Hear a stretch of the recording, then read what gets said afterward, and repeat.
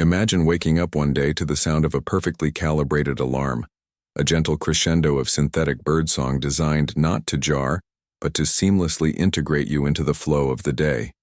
You rise. You perform the morning rituals, the curated skincare, the healthy breakfast, the mindful minute of meditation. You dress in the uniform of your tribe, the subtle signals of competence and style. You are, by all observable metrics, a successful, functional person. You are ready to go out and meet the world. But as you stand before the mirror, adjusting the knot of your tie or the set of your smile, a flicker crosses your reflection. A question, so quiet it's almost inaudible, whispers from a place deep within the architecture of yourself. Is this it? Is this me? Or am I performing a role that was written for me long before I ever stepped on stage? You dismiss it. Of course it's you. You've worked hard to become this. You've studied the rules, internalized the feedback, learned to smooth your rough edges into a more pleasing, acceptable shape. You've been rewarded for it too, with promotions, with social approval, with nods of respect. You have learned the alchemy of converting conformity into currency. The world seems to affirm your path at every turn. But then, you are in the meeting. The one where the agenda is a formality and the real decisions were made in a private conversation, to which you are not invited. Yet, the theater must go on. So you watch the most powerful person in the room listen with a performative gravitas, their face a mask of deep consideration, and you know, with a cold certainty, that their mind was made up hours ago. Their display of open-mindedness is a calculated tactic, a piece of political theater designed to manufacture consensus. And it works. People are disarmed, flattered even. They contribute more enthusiastically, believing their voices matter. You see the game perfectly, and you see something else. The person playing it is not just respected, they are revered. Their inauthenticity is not a liability, it is their greatest asset. Or you are at the dinner party. The conversation glides across the surface of safe, pre-approved topics. The mild outrage of the day, the harmless holiday plans, the curated achievements of the children. The laughter is a little too quick, the agreement a little too eager. No one says the thing they are actually thinking. No one voices the quiet despair, the nagging doubt, the unconventional opinion that might fracture the delicate porcelain of the evening. Instead, they offer the polished version of their lives, the highlight reel, and the individual who masters this art, who tells the most self-deprecating yet boastful story, who remembers everyone's name with a practiced charm, who never once reveals a hint of genuine struggle. That person is the sun around which the social planets orbit. They are loved. Their ability to meticulously curate and conceal is mistaken for charisma. Why? Why does the corporate climber who speaks in hollow, buzzword-laden platitudes get promoted over the quiet, competent realist who points out the fatal flaw in the plan? Why does the social media personality, a master of manufactured intimacy and staged spontaneity, amass wealth and influence while the truly passionate artisan struggles to be seen? Why is the politician who sticks to a script of poll-tested, focus-grouped emptiness considered electable, while the one who speaks with unvarnished, complicated honesty is dismissed as unrealistic or a loose cannon? We are taught from childhood to be ourselves, a mantra echoed in graduation speeches and self-help books. Yet the world's reward structure seems to be built on a foundation of its exact opposite. It feels like a cosmic joke, a systemic betrayal. We are handed a rulebook that preaches authenticity, then forced to play a game that only the inauthentic can win. This is the central paradox of modern life. We are starving for genuineness in a world that incentivizes the fake. We crave truth but are surrounded by, and often complicit in, a spectacular pageant of performance. This creates a silent, psychic civil war. A part of us yearns to be fully expressed, raw and real, to stand in our truth without apology. But another more pragmatic part knows that such radical honesty is often a one-way ticket to professional obscurity, social exile, and financial struggle. So we make compromises, small ones at first. We laugh at the boss's joke that isn't Funny. We nod along with the popular opinion we privately find abhorrent. We hide our quirky passions, our weird hobbies, our true anxieties, behind a veneer of acceptable normality. We sand ourselves down, day after day, until we fit neatly into the social and professional slots that have been prepared for us. We become strangers to ourselves, all in the name of belonging, of security, of success. But that whisper at the mirror doesn't go away. It just gets quieter, buried under layers of obligation and habit. It manifests as a low-grade anxiety, a feeling of being perpetually out of place in your own skin, a deep, unexplainable fatigue that no amount of sleep can cure. It's the price of the ticket. The toll for admission into the world of rewards. The great unsettling question, then, is not whether this is happening. You feel it in your bones. You see it in the hollow eyes of the successful people around you. The real question, the one that claws at the foundation of your identity, is far more disturbing. What if this isn't a bug in the system? What if it is the system's most brilliant, most devastating design feature? You become radicalized in your own worldview, not out of deep conviction, but out of the sheer cognitive ease of conformity. You are not defending a belief, you are defending a key component of your branded identity. This is why public discourse feels so brittle and violent. We are not arguing over ideas, we are defending the masks we have glued to our faces, and any challenge to the idea is experienced as a violent attempt to tear off the mask. The greatest unseen consequence, however, is the spiritual surrender. The philosopher Søren Kierkegaard warned of the despair that comes from not willing to be oneself. This is not about arrogance, but about the fundamental human task of becoming who you are meant to be. Every time you silence a genuine thought, stifle a true passion, or perform an emotion you do not feel to gain approval, you are not just making a social calculation, you are casting a vote against your own potential. You are abandoning the unique, strange, and magnificent configuration of atoms and consciousness that is you, in favor of a cheap, mass-produced replica. You are trading your destiny for a rental agreement on a personality. The world becomes poorer for it. We are surrounded by walking catalogs of available personas, but we are starved for genuine characters. We have access to endless communication, but have lost the language of the soul. The reward for this inauthenticity is a gilded emptiness, a life measured in metrics and approvals that ring hollow because they were never meant for the real you. You have built a life, but you have lost yourself. And you feel, in your quietest moments, the terrifying question, if this mask is all there is, what was the point of any of it? The diagnosis is bleak. You are a ghost in a machine of your own making, paying a tax of numbness for a currency of hollow validation, complicit in the erosion of reality itself. The system is vast, ancient, and insidious. The weight of it feels immutable.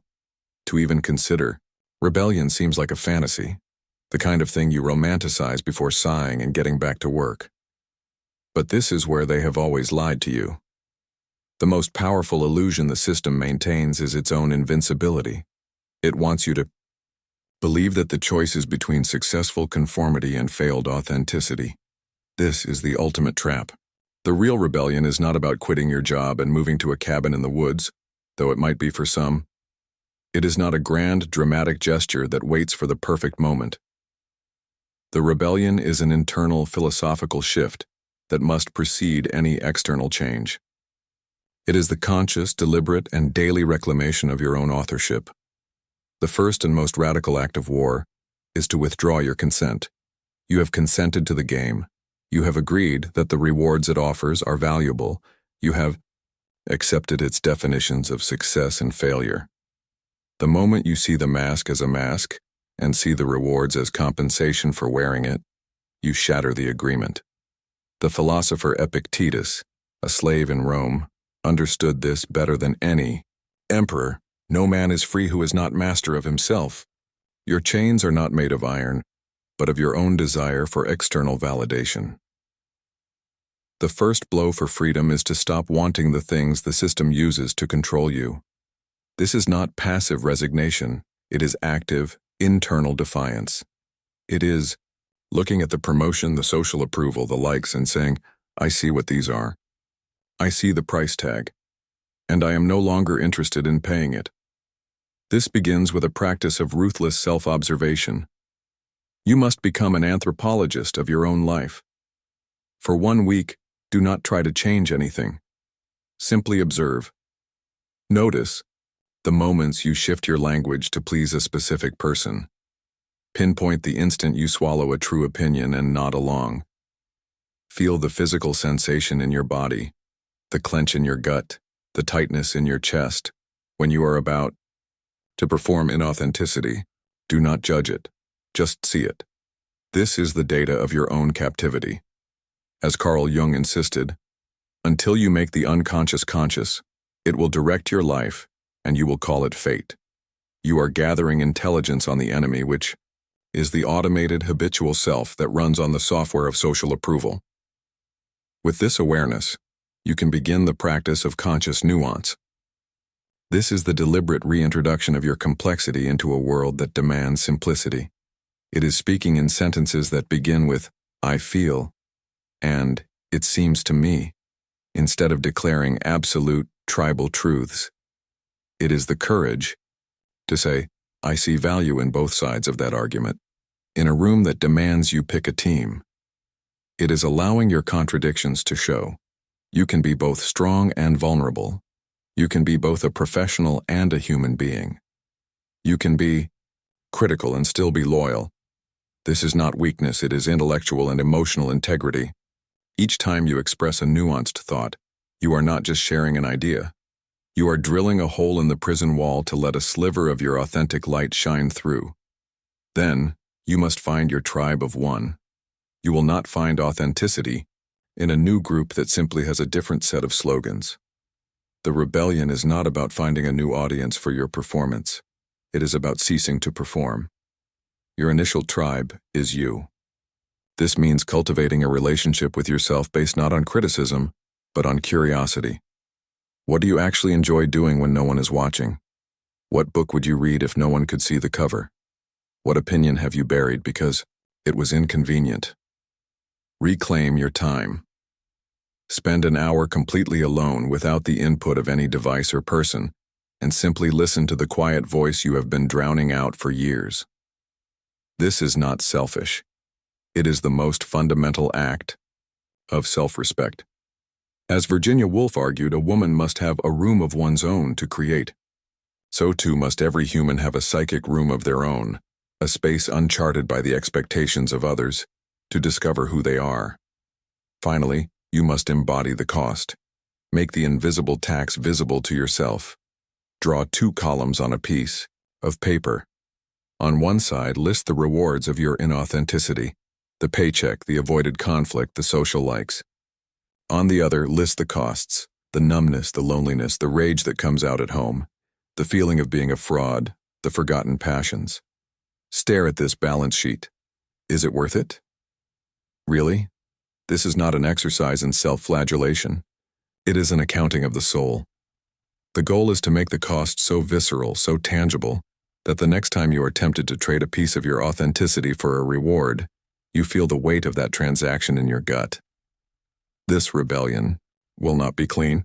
You will not become perfectly, flawlessly authentic. You will backslide. You will feel the old fears rise up. You will sometimes choose the mask because the alternative feels too terrifying in the moment. That is okay. The goal is not perfection. The goal is alignment. It is to gradually, painstakingly, close the gap between the person you are in the quiet of your own mind and the person you are in the world. It is to make the performance, if you must perform, a conscious choice for a specific limited purpose, a tool you use, not an identity you inhabit. The rebellion begins the moment you decide that the approval of the world is a cheap prize and that the only thing worth having is your own self-respect. It begins when you realize that the system only has the power you give it, and you are taking it back. To understand why this system persists, we must first dismantle the comforting illusion that it is a mere accident, a collective error in judgment. It is not. The reward of inauthenticity is a feature, not a bug, of complex human society. Itsamanda is a deeply ingrained survival mechanism that has been amplified and weaponized by the modern world. The roots of this are not found in a boardroom conspiracy, but in the tangled soil of human psychology, evolutionary biology, and philosophical surrender. Begin with the most primal level, the tribe. For hundreds of thousands of years, human survival depended on belonging. Exile was a death sentence. To be cast out from the safety of the group meant facing predators, rivals, and the elements alone. What was the paramount virtue in such an environment? It wasn't genius. It wasn't raw truth. It was predictability. It was cohesion. The individual whose behavior was erratic, who challenged sacred norms, who voiced uncomfortable truths, that fractured group harmony was a direct threat to collective security. They were a liability.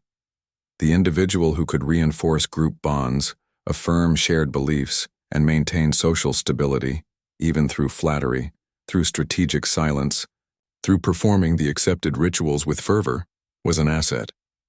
They were rewarded with status, trust, and resources. The seed of our paradox was planted here, the survival value of social conformity.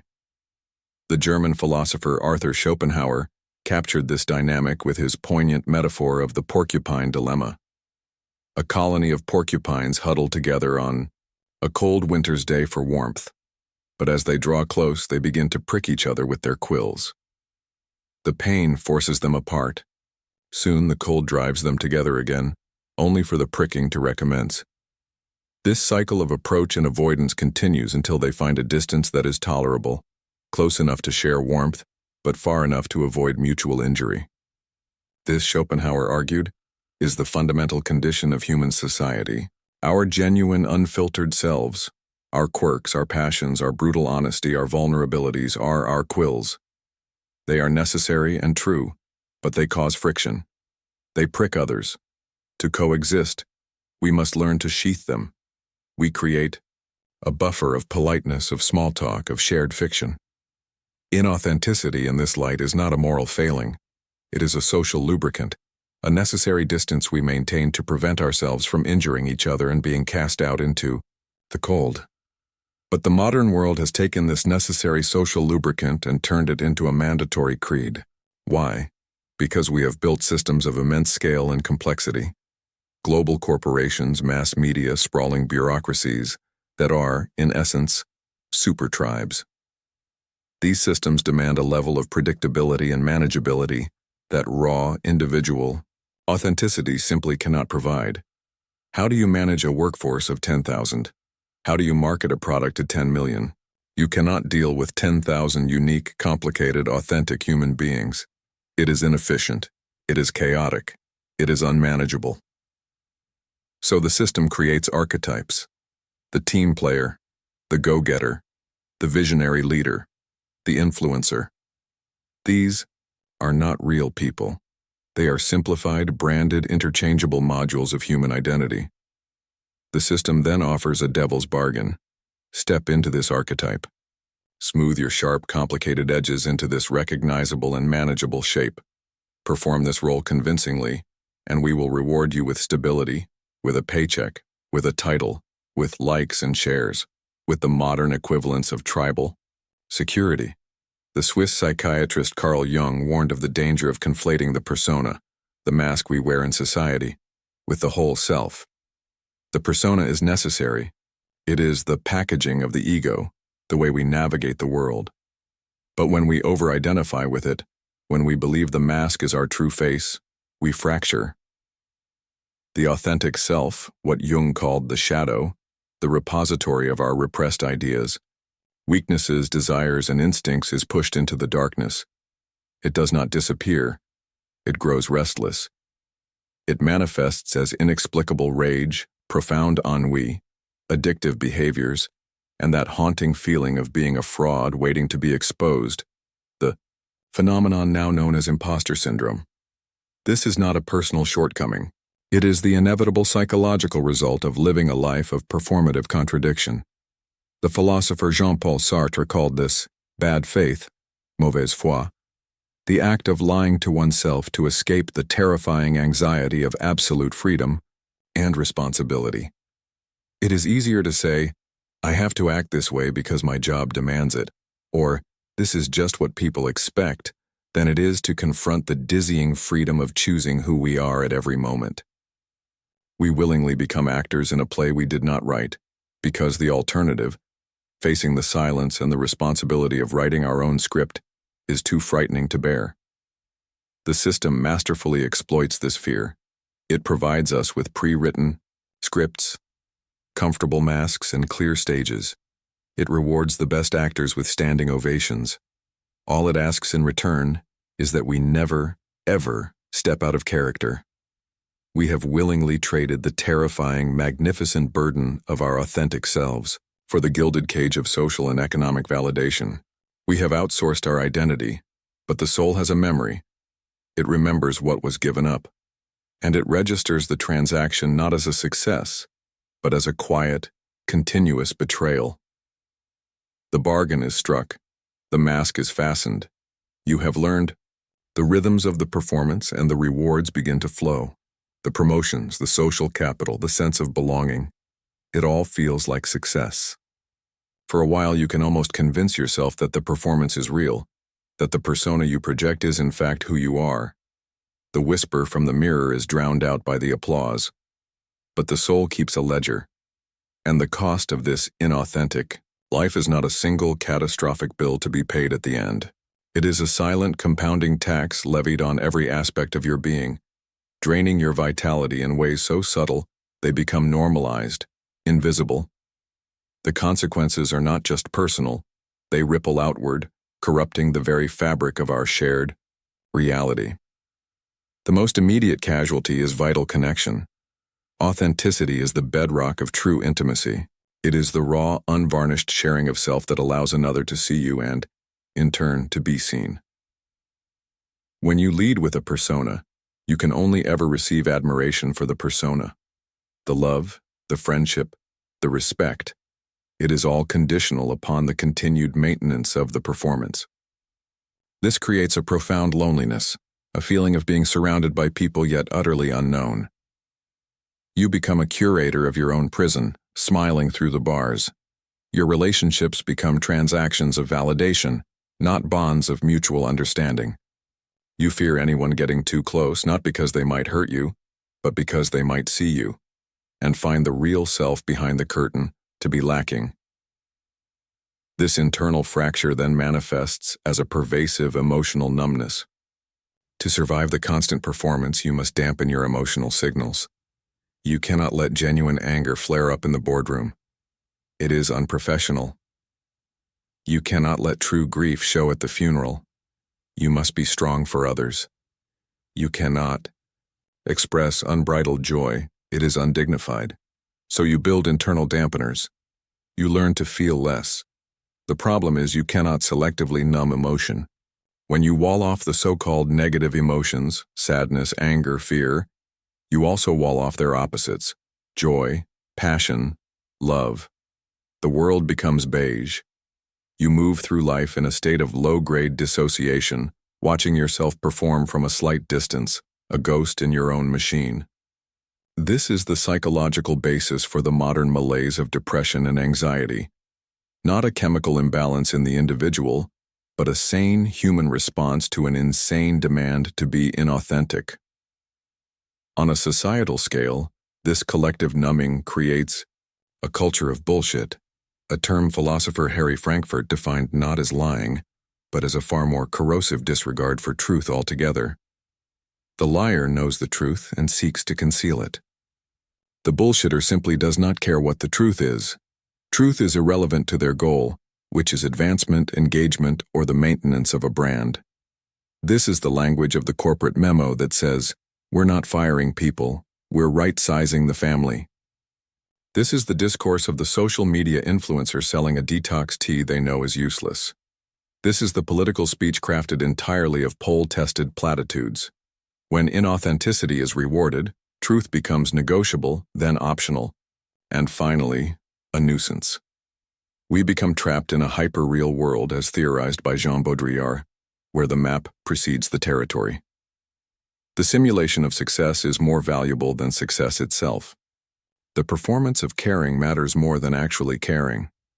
We lose the ability to distinguish between the real and the fake, because the fake is more polished, more palatable, and more profitable.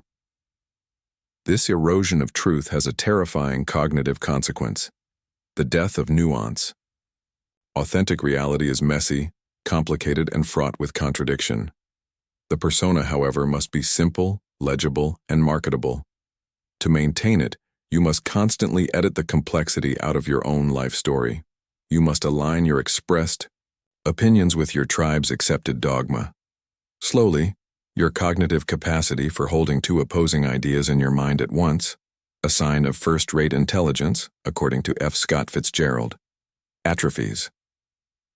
You have withdrawn your consent. You have observed the machinery of your own performance. You have begun the slow, awkward, and courageous work of reintroducing your nuanced, authentic self into the world.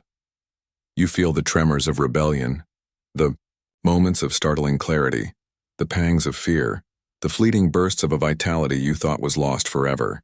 It feels like progress, and it is.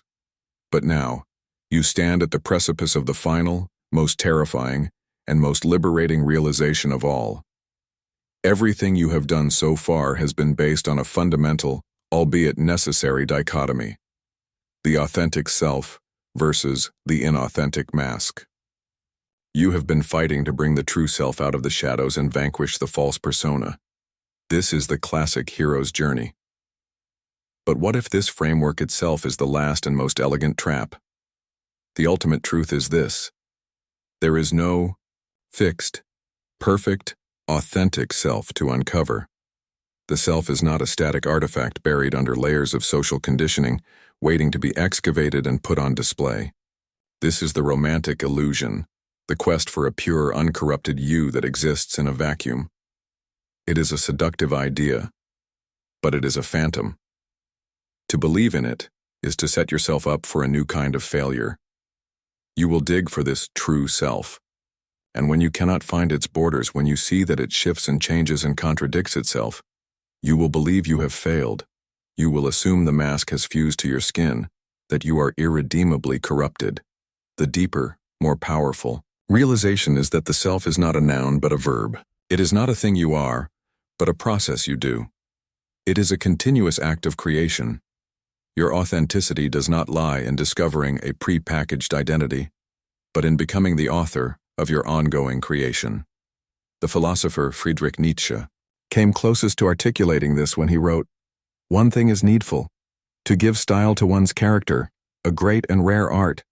It is practiced by those who survey all the strengths and weaknesses of their nature, and then fit them into an artistic plan until every one of them appears as art and reason, and even weaknesses delight the eye." The mask was never the problem. The problem was that you were given a mask and told it was your face. The problem was that you were reciting a script written by someone else. The rebellion is not about throwing away all masks and all scripts. It is about consciously choosing which masks to wear, and most importantly, writing your own script. This is the paradigm shift that changes everything. You are not an archaeologist on a dig for your true self. You are an artist in a studio of infinite potential. The raw materials are your history, your passions, your fears, your virtues, your flaws, your loves, your hatreds, all of it. The societal expectations, the cultural norms, the tribal pressures. These are not just prison walls. They are also part of the palette. The goal is not to escape them utterly, which is impossible, but to use them consciously in your art. You can take the mask of the professional and infuse it with your own value of integrity. You can take the role of the parent and redefine it through your own unique love. You can wear the mask, but you will never again be the mask. This is what it means to achieve what the psychologist Viktor Frankl called the last of the human freedoms, the ability to choose one's attitude in any given set of circumstances. The system can give you a role, but it cannot force you to internalize it. It can offer you a script, but it cannot prevent you from ad-libbing. It can reward a performance, but it cannot stop you from performing for an audience of one. your own unwavering conscience. When you embrace this, a profound peace settles over the struggle. The pressure to find yourself evaporates. It is replaced by the exhilarating, terrifying, and joyful responsibility of making yourself. Every moment becomes a choice. Every interaction becomes a potential brushstroke on the canvas of your character. Will you choose courage or comfort, kindness or efficiency, conformity or integrity? There is no rule book. There is only the consequences of your choices and your willingness to own them. This is why society rewards the inauthentic, because it is terrified of the artist. The system depends on predictable, manageable units. The artist's self is inherently unpredictable, unmanageable, and free. Your authentic life will not look like a flawless, Instagram-ready narrative.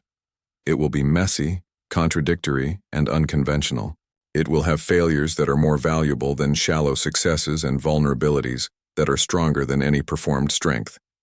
It will be a life that is truly, wholly, and undeniably yours. So the final question is not, who am I? That question leads to a digging, a desperate search for a fixed answer. The ultimate question, the one that unlocks your authorship is, who will I choose to become right now? And then the next moment you ask it again. The world will continue its pageant. The rewards for the inauthentic will still be handed out on the main stage, but you will no longer be in the audience and you will no longer be a performer on that stage. You will be the playwright, the director, and the lead actor in a story of your own design, performed on a stage built of your values. The applause of the world will fade into a distant murmur. The only review that will ever matter is the quiet, unwavering knowledge that you are, at last, the author of your own life. And in that silence, you will have found not just yourself, but your freedom.